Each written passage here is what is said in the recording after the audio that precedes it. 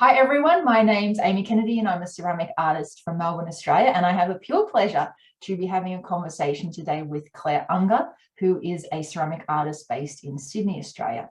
I have the pleasure of working with Clare in my Evolve program, and a couple of weeks ago we had a group session on online presence, and I knew Clare was doing all this amazing stuff on Instagram, and I was really engaging with her work and what she was doing on Instagram, and other people were telling me about it as well. So I sort of asked Clare to speak to the group about her unique approach to how she does Instagram, and it was pretty impromptu, but Claire's had all this amazing stuff that she was sharing with the group, and in a way that was really refreshing. You know, a lot of the time when I speak to artists and craftspeople about Instagram, it's always a little bit like, oh, you know, Instagram, there can be some anxiety and trepidation around it.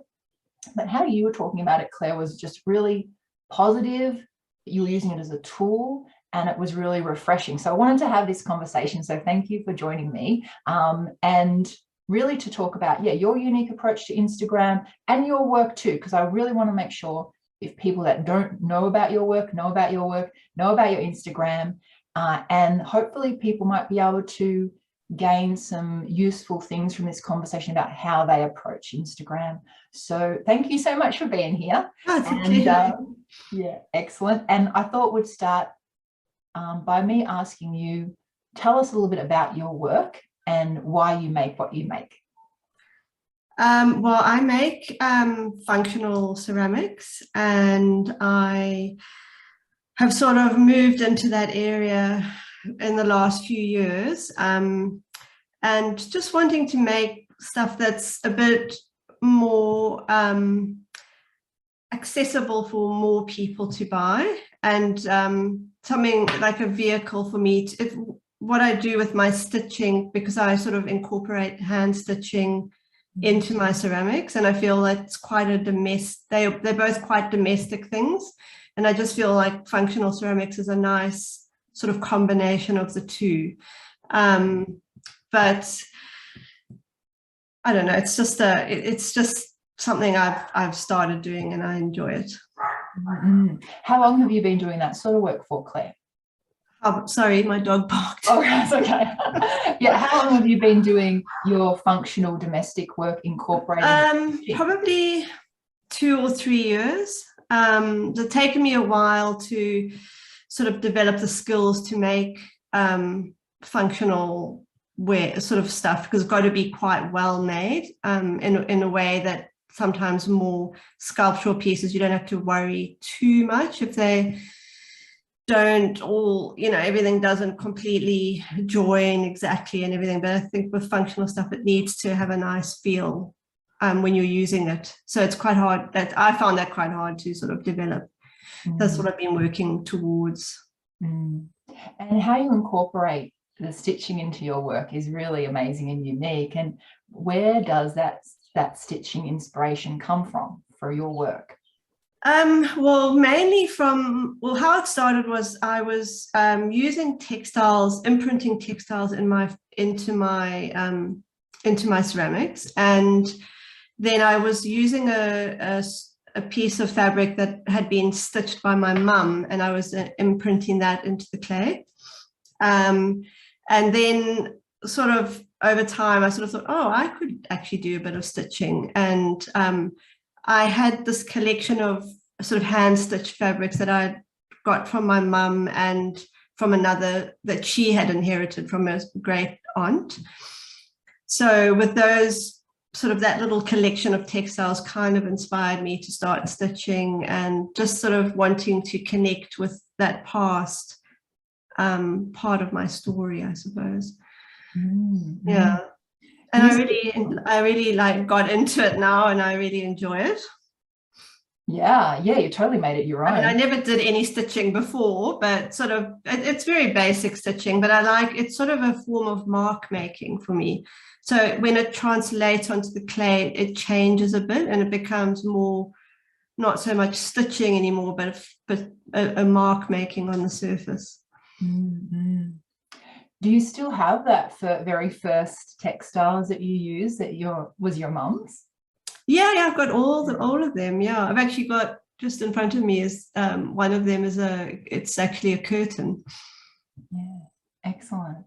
Excellent. Yeah, and I'm going to share some pictures of your work as our conversation too, so people can see. Actually, I should just share it right now so people know what, as you're talking about it, I'll just pop on. This is Clare's homepage of her website here, so you can get a sense of the work that Clare makes and the different forms that she makes. And I know you were talking to me in a previous session in our program, Clare, about all the layered steps involved, you know, all the thinking that goes in, because you're creating a stitching on a fabric, then creating ceramic form from that, and you're working in reverse, and then you're putting glazes on that then don't hide the beautiful mark making that you're making. Yeah, it is a bit of a process. It's a bit of a labor of love, and has its ups and downs as well, because it's quite hard to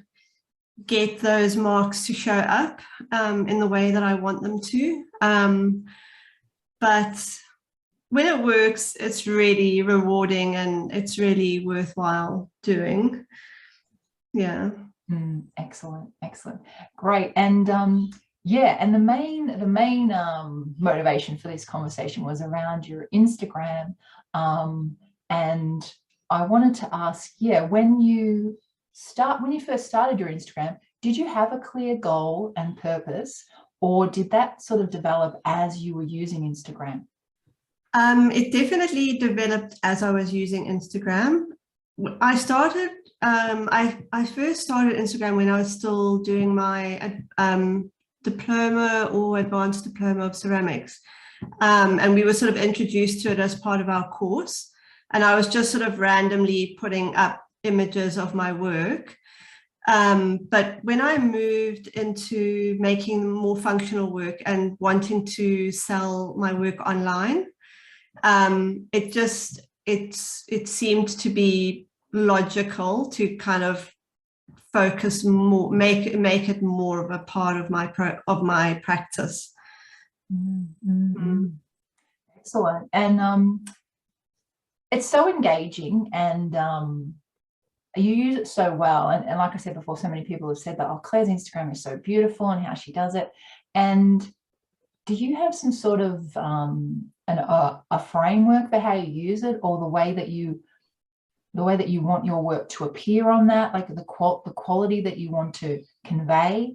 What are you thinking about it when you do your posts or your stories, the motivation for it? I think I do think that as artists, something like Instagram will sort of gives us a way of showing ourselves how we want people to see us. So I am quite conscious of that when I do my posts. So I do spend quite a lot of time thinking about how an image is going to look, and obviously having work to photograph is the most important thing. But once you have that, then the way you photograph it can really sort of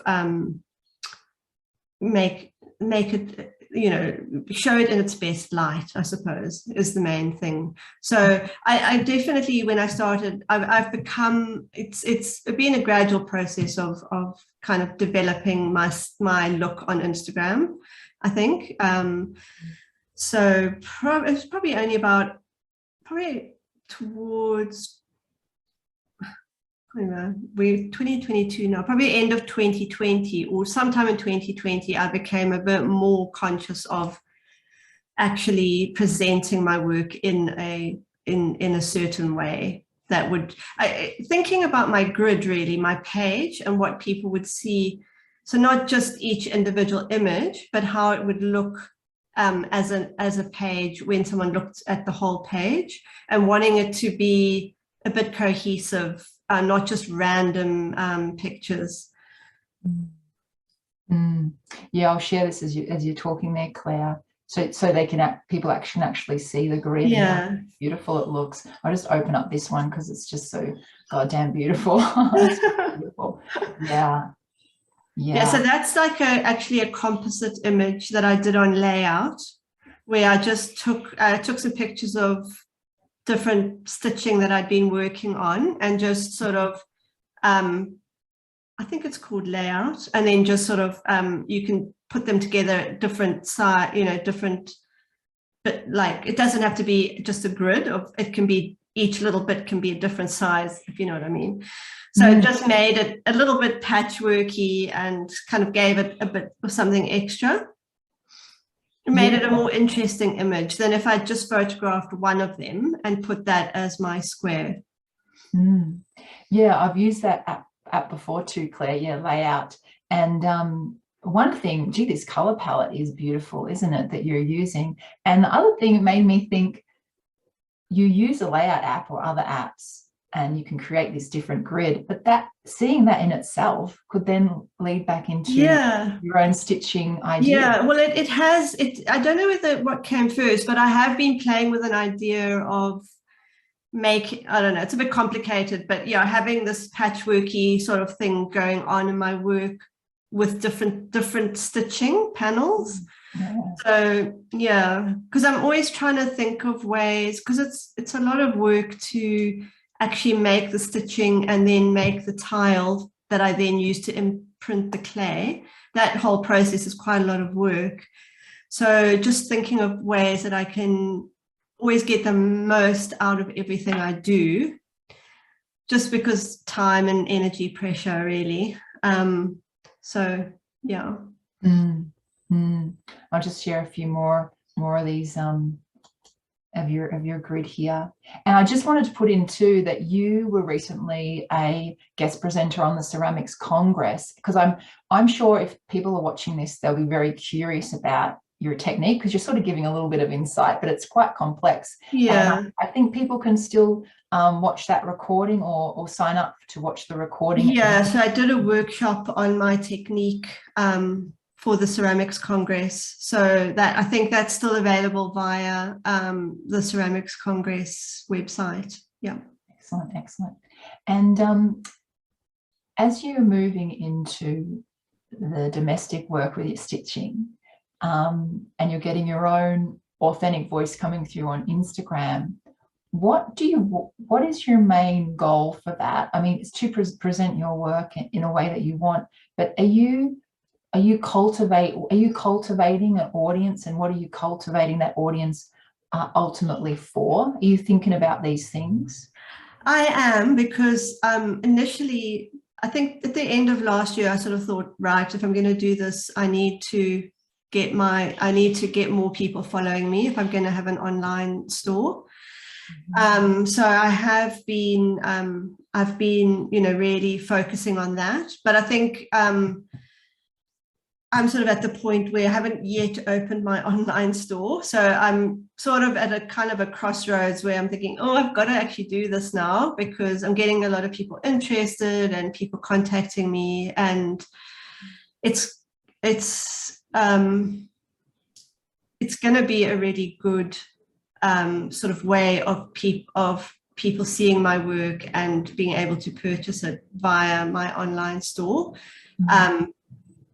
But I think if you go down this path, if you're sort of building up people's expectations, you've got to then let people be able to access your work. So I think I'm feeling a little bit of pressure there at the moment, in that feel like I'm sort of creating these expectations, but I'm not actually following through on them yet. I'm getting there, but it's actually it's been another whole thing trying to develop my website and get my online store going. Because I mean, I'm not really technical, like I'm doing Instagram and I'm finding it actually not too hard, but I've never had any training in technology. So developing my website and creating my website there's a lot of behind the scenes stuff, which is actually quite tricky to get your head around and to sort of get going. And then on the technical side, just my getting consistency in my results of my work is also hard, because I'm still learning and I'm still trying to develop my glazes. So you know, there's those aspects as well that I'm trying to balance with everything else. Yeah, it's tricky, isn't it? There's many different hats that we wear as artists and craftspeople, and it's this doing things in the right timing, isn't it? Because you're building this great following and community and audience, but you need to feel ready that your work is at this point to put it out there in that way. And I can imagine you could feel a bit of pressure, because I imagine you're getting a few direct messages of people wanting your work. And it is currently at a few unique outlets, but I know you've talked to me about it too. You want to make sure you want to make good work, you know. So it's getting all those things happening together. But I think it's a great way to start is to, maybe it's working backwards in a way. You're cultivating this audience and this following for the work that is to come. The other way would be you have the work, it's all done, it's perfect, it's great, and then you're trying to cultivate an audience and a following. So I think everyone has to come to it in their own way, whatever point they are at that point in their life. Like I guess I've had Instagram for a while, and I've just sort of gradually ramped it up as time's gone by and as I've kind of progressed. But someone else might be already at that point where they're quite established and they've got, you know, like their work in different outlets or whatever, but they want to have more of an online presence. And I think it's still possible to do it that way. It does take time. I mean, it does, you have to be quite consistent. And I think, it's definitely taken me a while to get my head around it and find a way of using it that works for me. Yeah, well, speak to us about the consistency thing. How do you approach it in terms of consistency? I probably post more stories than I do actual posts, because when I post something on my page, I like to make sure it's I think about it a lot more, whereas on stories I feel it's more casual. It's not going to be there for a long time. It's quite a good way of connecting with people, I think. Whereas the feed, I don't know, I feel a bit more anxious when I post on my actual page, because I feel like it's got to be more. But then, you know, I follow lots of people, and there's some people who don't. I still follow them and I still enjoy their page, and there's certainly not perfect their images, and I probably need to loosen up a bit in terms of my actual posts to my page. So I will post stories probably every day, once a day, maybe a couple of different stories, just different ones. And then my posts, I'll try and do 2 to 3 a week, but it depends a lot on how much work I have to photograph. So at the moment, I haven't been having a lot of success with my firing, so I haven't got a lot of actual work that I can post. And I think for me, I don't think I would post something like an image of something that was broken or damaged or whatever on my actual page. I think I would more post my sort of nicer images on my page, but on my stories I do more of my process, things that haven't gone to plan, just sitting having coffee in the morning, you know, just little things, like more of a story. I guess I would use that as more of a story. So that's sort of how I approach it. But I do want to try with my Instagram to bring, so I've done a few reels of my process, and I want to do more of that on my actual page as well. Because the reels are actually really good. They, you know, you get a lot more, what I've found, I've had a lot more people seeing my reels than I have my actual posts. So that might have resulted in more people following me. Yeah, and what I get from that, Claire, is like it's so these mini platforms within Instagram, you know, how you use your feed, how you use your stories, and how you use your reels, and a different sort of approach for each. So you'd have to do you've done a bit of research. I know you just mentioned you look at other people's accounts too. Researching the intricacies of how to use stories, how to use reels. I think what I do more, I mean, I find reels is actually relatively, all the Instagram things, I mean, I'm not very good at technology, but I worked out pretty quickly how to do reels. And stories is also very easy. So I don't think, I haven't really, but you probably could Google, you know, everything is available to, I think playing around, fiddling around is also really useful. But I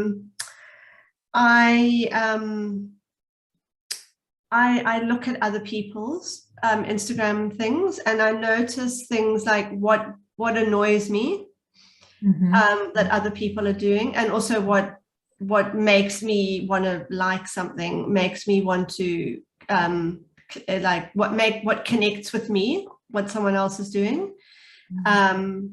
And I just sort of, I don't write it down. I think I just subconsciously note things. And then I try to either not do that or do that when I'm doing something. So that's really my research, is just looking at how other people are doing it and what other people are doing, and just purely instinctively going on what I respond to or what I don't respond to. Yeah. Well, you have to tell us now what annoys you, so we have good information.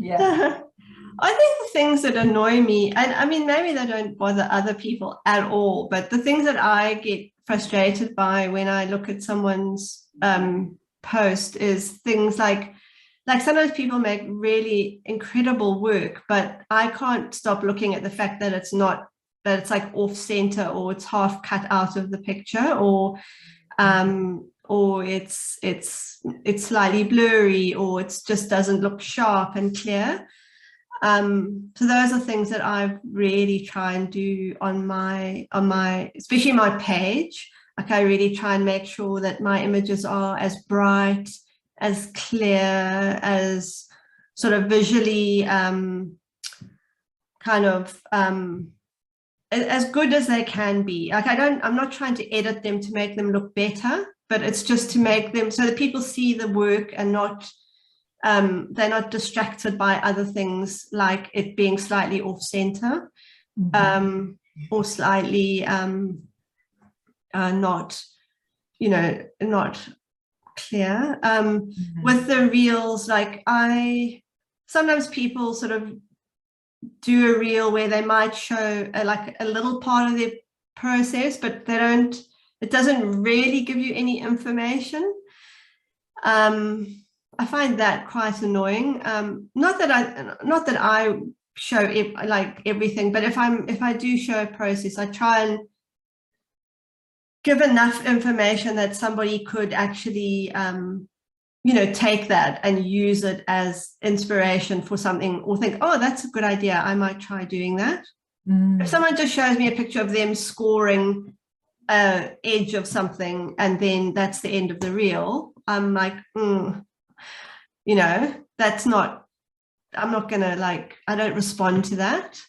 So I think you know, because Instagram, like, there's so much out there that's grabbing people's attention. If you're going to do it and you're going to put the effort and the time and have the anxiety of whether people are going to like your thing or not, you might as well do it to your best of your ability and make it look as good as it can, so that at least you're giving yourself the best chance of having a good reaction to what you've spent time and effort putting up, sort of thing.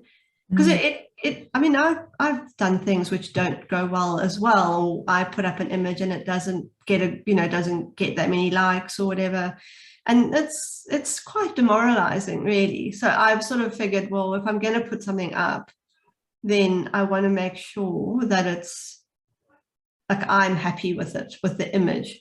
So Mm. I also think we see what we've made, and other people don't know what it is. You know, they're seeing a picture of it. So you've got to make sure that picture of it is as accurate and as good as it can be. Yeah, because sometimes we see things we don't. If you're just holding something that you've just made, you're so happy and proud that you've made this thing, and you want to just click it and show everybody, but that's not really showing someone who's never seen it. Like if you see something, if you see like a very random picture on Instagram, no matter how good that thing is, if it's just a bit of a mess, you don't really see it. You see the mess, but you don't actually see the image. So I think it's just important to give yourself the best chance, really, of being seen, or your work being seen. Yeah, it's in a way, the photography, the photo, the image is the work. Yeah. And I'm always telling people that my photographer here in Melbourne says more people will see the image of your work than will ever see your physical work. Yeah. You have to really think of it like you are, that the image is the work, and to take that time and to put yourself in someone else's shoes. That's like the thing. It's always to put yourself, not to be so invested in what you've done that you can't actually, you've got to step back and see how other people are going to see it. And so like I always look at my picture thinking how someone else is going to see it when it comes up on their feed. I think that's why I'm so conscious of what other people put up, because I'm sort of seeing it again from that like that one step back sort of thing. Yeah, and I think it's a great thing to see, like you've done, what's annoying you, what works. So you said a few things that annoy you. What really works? Like, has something stood out for you recently that you've seen on someone's account? You think, oh, that just works so well. How they've done a reel or a post or a story. I think what I suppose I'm looking.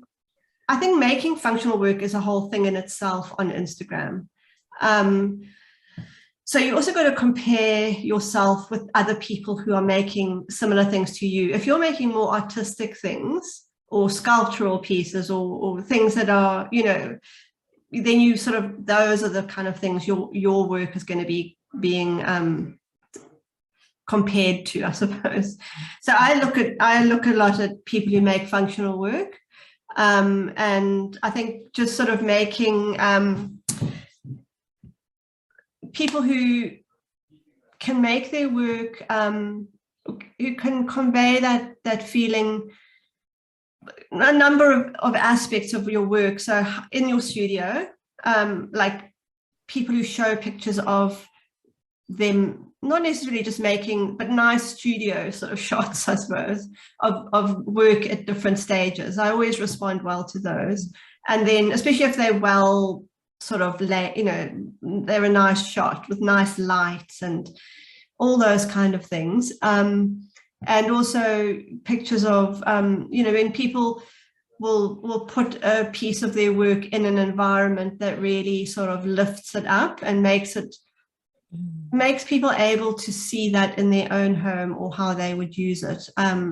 That those are ones I respond to. And I tend to photograph, I think because it's more my fine art background, I tend to photograph my work sort of on a very plain background, just my work very stark. So those are, things that I'm thinking about and how I want people to see my work is so someone like Sophie Moran, her shots are always really beautiful. I think it's also I think also with Instagram, it's the words that go with the image. So that's also quite another whole aspect to it that can be quite stressful. Yeah, so it's often the combination of the two, actually, the words and the image, that something will click with you. Yeah, and it's I think when I was first on Instagram and other people were too, it's sort of, we were in that framework of instant image, instant caption, just get it out quick. But I know, and you know too, that people, it's proper writing, it's proper thoughtful writing, passages of writing that people will think about, do drafts of, edit and put in there. And there's many different ways you can approach the captions, yeah, and with the image. But speaking about words, is you use a lot of beautiful quotes in your Instagram stories and posts, and it works so well with your work. And how did you discover this and want to do this in your Instagram? Well, I find the writing bit really stressful. Like I never know what to say, really. I'm being totally honest.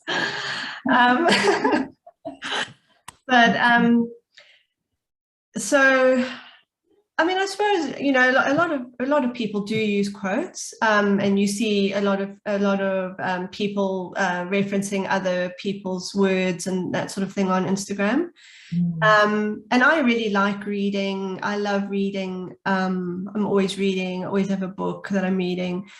And I think when I first started doing it for an exhibition I was doing a few years ago, where I had started to do the stitching, and I wanted to kind of bring another dimension to the stitching that was a bit more poetic and kind of just tapping into what I was feeling, but didn't really have the words to express, I think. So I started to sort of research quotes and things that reference stitching from novels and things.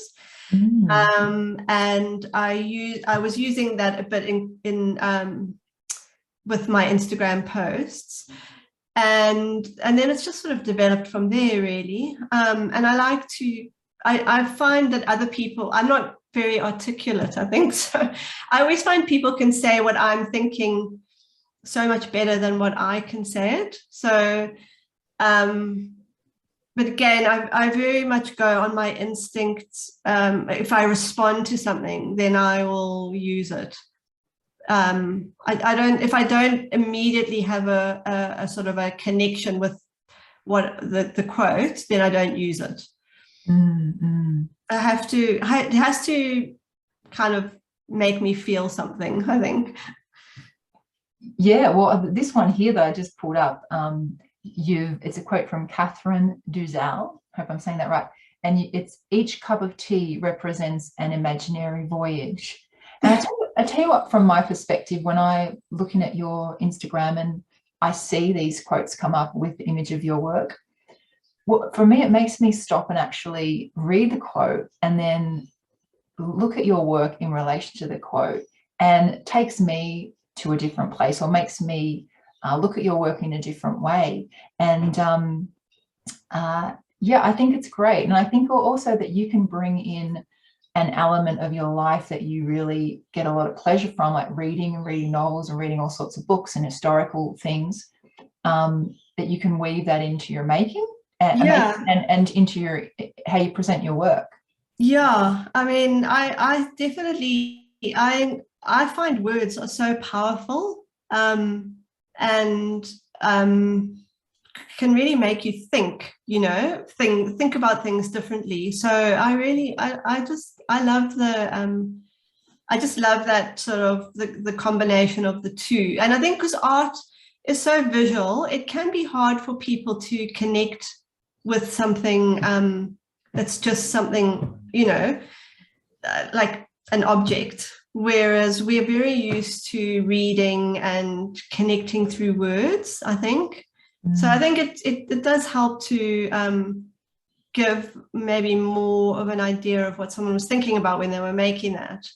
Or things that have been, that even, I mean, not that I'm like got all these quotes floating around in my head as I'm making stuff, but even my own work reflects, you know, I will look at it and I will be thinking about something, and then I'll find a quote that just perfectly sort of brings it all together in a way. So I just find it works for me, and and it's just a nice, I kind of get a lot of pleasure about putting the two together. It's fun, you know. Yeah. And that's the whole thing about Instagram or any other sort of platform that you use is you want it to be fun. We want it to be enjoyable and a part of our own creative process. Yeah, and that's definitely how I've kind of decided to approach into Instagram. And I want it to be, I don't want it to be something that I dread and that I find really stressful and that gives me a lot of anxiety. And I still do feel anxiety, and I still do sometimes get anxious about posting something or how it's going to be received, or, you know, if people are going to like it or whatever. I mean, obviously everybody does, I think, but I just find, if I see it as part of my practice, do it in a creative way as well, then I get pleasure out of it because it's a bit creative. Mm-hmm. And how do you not let it take over your life, Claire? Because, you know, if you're posting stories once a day or a couple of times a day, and I think you said about 3 posts per week and reels, and you're making your work, you're in the studio and live. Yeah. What's your approach? And look, I do spend quite a lot of time fiddling around and getting, because as I was saying, I do like to make sure that the stories I do more quickly, because I figure so as long as I've got images on my camera, I can normally adapt something. Again, I try to be a bit playful with it and a bit creative with it so that it's not a drag. So I might spend a bit of time fiddling around and trying a few different things, but I sort of I try to be quite playful in the stories. So I might spend, it depends, maybe half an hour fiddling around and trying to get something right. Sometimes things come really easily, and then other times it's more of a struggle. So I wouldn't say it's always the same. Sometimes if I really haven't got time, but I want to put a story up, I'll just put a nice photograph and just put at Clare Unger at the bottom. I don't know if that's right or wrong, or you're supposed to do that or you aren't supposed to do that, but I just do that because sometimes I just don't have time, and I just want to put something on my story just so that so there's always sort of some presence there. But I make sure it's a nice image, and I might put a filter over it to make it a little bit more contrasty or a bit lighter or a bit brighter or something. Just do some little tweak to it just to lift it. And I'm always photographing, so I'm always with my camera. If I see, you know, if I'm sitting having my coffee, I'll just quickly take a snap. And so I know I've got this bank of images sort of that I can use. And always, you know, cropping and that sort of thing is so important. And it's so easy on the iPhone or whatever kind of phone you've got to do that. It's really not difficult. So as long as you've got some images on your phone, then you generally can, and I think I try to just take things from my everyday life. I'm trying to be like, Instagram is like a lot of smoke and mirrors, but I try to I'm not setting up shots or making it really complicated. I'm just generally trying to use what's around me. Because otherwise it becomes harder and harder and harder. The more layers you sort of introduce, the more time it takes and the harder it becomes. So it is, in a way, looking for those beautiful things in your own environment, I think, that you can use. And generally things look better on your phone than they do in real life. So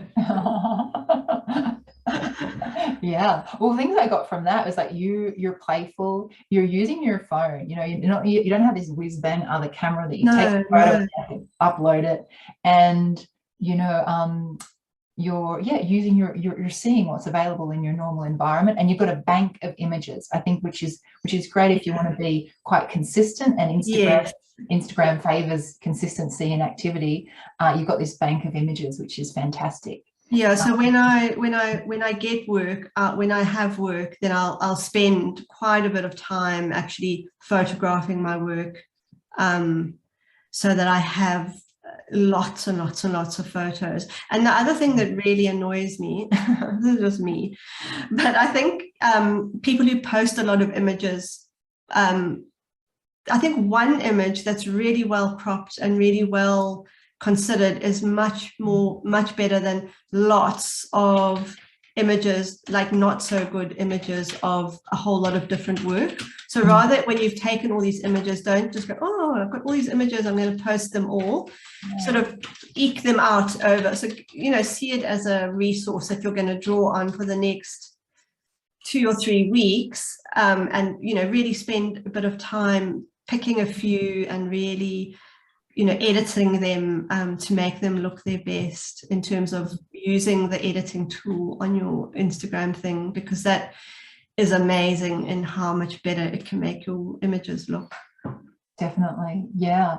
And I also wanted to share your website again here, Claire, because I think as Claire is creating this amazing Instagram with her amazing work, is she will be doing in the future probably your online shop for the first time. And if you're liking the look of Claire's work, which I definitely am, and have already signed up to her mailing list, you might want to do that too. And this is excuse me, a bit of a directive for your community and the audience, isn't it, Claire, to get them to, if they feel a connection with you and your work, is to join the mailing list, so then they can be the first to see your full collection from you. Yeah, and hopefully that's not too far off. Yeah. I'll share the website there. So this is Claire's website, clareungerceramics.com, and the subscribe page is here. And I'm always talking to artists in the Evolve program about how to, not to just collect willy-nilly emails to build a huge emailing list, but if someone's really connected, to make it easy for them to stay in touch with you. So definitely. Yeah. So this is where you can do it here. If you're captivated by Claire's work and you want to see more of her work when she has her first online shop, you can sign up on this page here. And I'd encourage you to do that. Thank you so much. I can't believe the time's gone so quick. I know. Thank you so much for being so generous with your words and thoughts today on how you approach Instagram and how you make it your own. And I think that's really the key, isn't it, for people to do the research of what the platform can do, of what other people are doing within their genre. Like you said, you're looking at people that are making domestic work and functional work and what they're doing. But if you're making sculptural work, you might want to look at what those people are doing to get inspiration. And I mean, you can also look and see how many followers people have got. And that's an indication of, or they might be very famous, but it's also an indication of how they are, like how people are responding to their feed and what they're putting out.